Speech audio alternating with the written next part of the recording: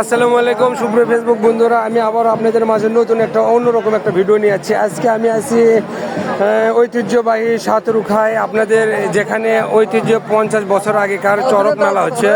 তো এই মেলার উপলক্ষে আমি কিছু শুনতে চাই। দাদা, এই মেলা উপলক্ষে আপনি কিছু একটু বলেন।